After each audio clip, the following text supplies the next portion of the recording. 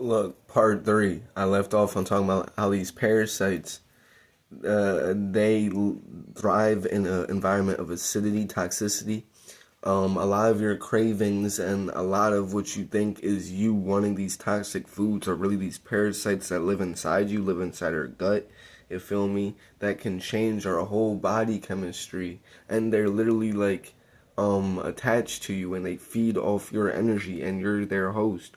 So when you start to fast and cleanse, that's when you'll start getting these really strong cravings in like the first initial phases, because they're dying off.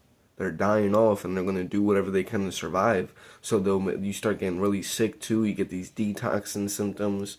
You'll get all these feelings of like, there's even a thing where you could look it up right now. I forgot what it's called, where you get a feeling of nausea and this feeling of like, I forgot the word for it, but it's from when the parasites die and they release this thing in your body. It's like a neurotoxin or something, where you'll feel like a headache and you'll feel nauseous, and you'll think it's just you. Like, so many of us confuse the symptoms of sickness, of our body detoxing all these toxins, for something like what they call the flu or all these other things, which mostly are made up, if I'm going to be completely honest with you.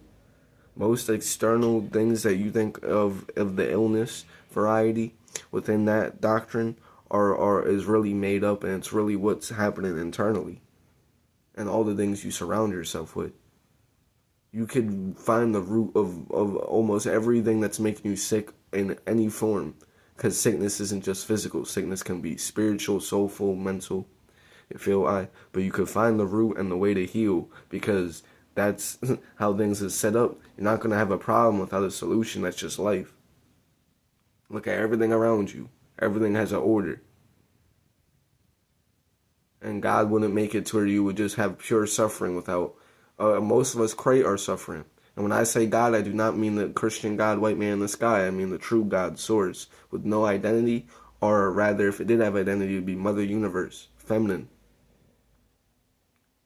The God of God. Because we are all God. We're all connected to God. Everything is a reflection of God.